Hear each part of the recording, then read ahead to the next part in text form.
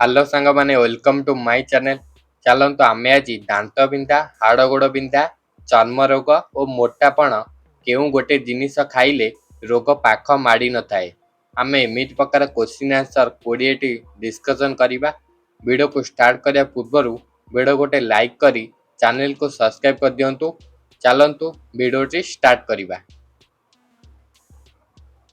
ପ୍ରଥମ କ୍ୱେଶ୍ଚିନ୍, ଦାନ୍ତ ବିନ୍ଧା ରୋଗ ପ୍ରତିରୋଧ ପାଇଁ କେଉଁ ଖଣ୍ଡିଆ ପଦାର୍ଥ ଆବଶ୍ୟକ?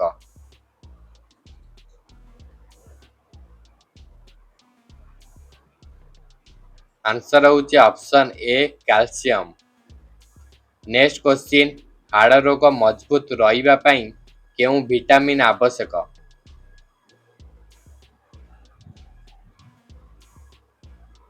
ଆନ୍ସର ହେଉଛି option C, vitamin D. Next question, ଚର୍ମ ସୁସ୍ଥ ରଖିବା ପାଇଁ କେଉଁ ଫଳରେ ଅଧିକ ଭିଟାମିନ୍ ସି ରହିଛି?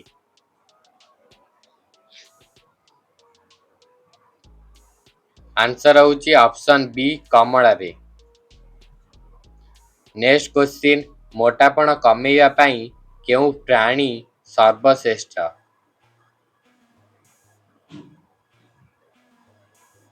ଆନ୍ସର ହେଉଛି ଅପସନ୍ ସି, ମଧୁଲେମ୍ବୁ ପାଣି। ନେକ୍ସଟ କ୍ୱେଶ୍ଚିନ୍, ଦାନ୍ତ ବିନ୍ଧା ଏଡ଼ାଇବାକୁ କେଉଁ ଖାଦ୍ୟ ସବୁରୁ ଅଧିକ ସାହାଯ୍ୟକାରୀ? ଆନ୍ସର ହେଉଛି ଅପସନ୍ ଏ, ଦୁଗ୍ଧ।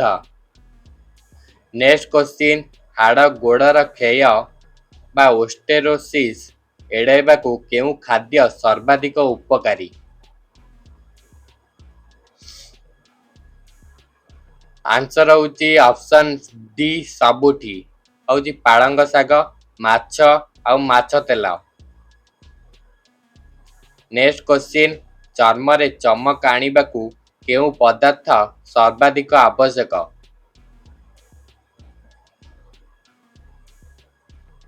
ଆନ୍ସର ହେଉଛି option B, vitamin E. Next question, ମୋଟାପଣର ମୁଖ୍ୟ କାରଣ କ'ଣ?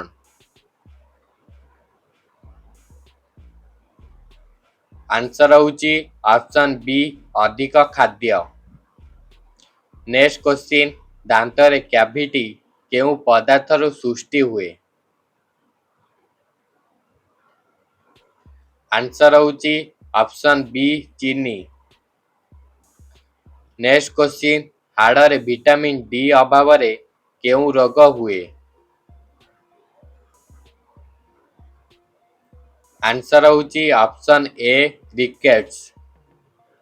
ନେକ୍ସଟ କ୍ୱେଶ୍ଚିନ୍, ଚର୍ମ ରୋଗ ବା ସ୍କିନ୍ ଡିଜିଜ୍ କମାଇବା ପାଇଁ କେଉଁ ତେଲ ସର୍ବାଧିକ ଉପକାରୀ?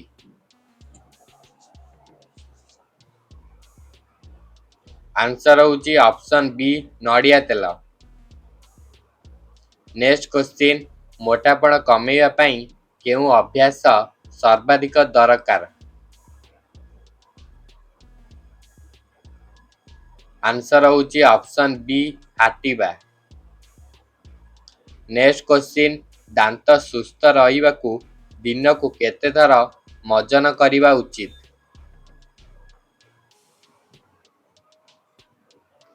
ଆନ୍ସର ହେଉଛି ଅପସନ୍ ବି, 2 ଥର।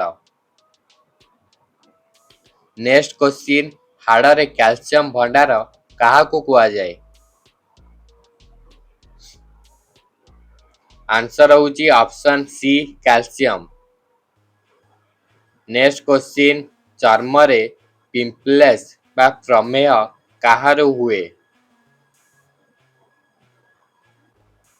ଆନ୍ସର ହେଉଛି ଅପସନ୍ ବି, ଅଏଲ ଓ ବ୍ୟାକ୍ଟେରିଆ। ନେକ୍ସଟ କ୍ୱେଶ୍ଚିନ୍, ମୋଟାପଣ କମାଇବାକୁ କେଉଁ ଫଳ ସର୍ବାଧିକ ଉପକାରୀ?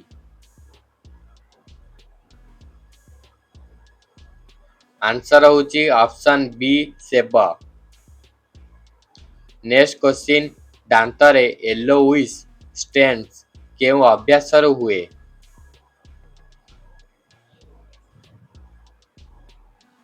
ଆନ୍ସର ହେଉଛି ଅପସନ୍ ବି, ଧୂମପାନ। ନେକ୍ସଟ କ୍ୱେଶ୍ଚିନ୍, ହାଡ଼ଗୋଡ଼ ଦୁର୍ବଳ ଲୋକଙ୍କୁ କେଉଁ ପାଣି ପିଇବା ଉଚିତ?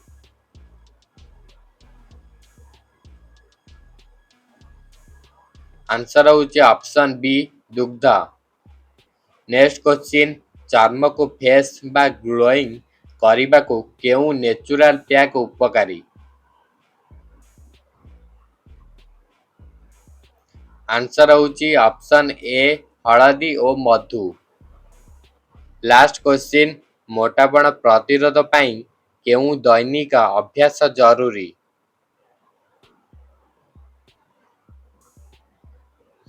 आंसर होची ऑप्शन डी सबुठी होची योगा आउ डांस आउ रनिंग एतिकी। वीडियोटी भल लगी वीडियो गोटे लाइक करी चैनल को सब्सक्राइब कर दियंतु। देखा नुआ एक वीडियो रे। जय जगन्नाथ।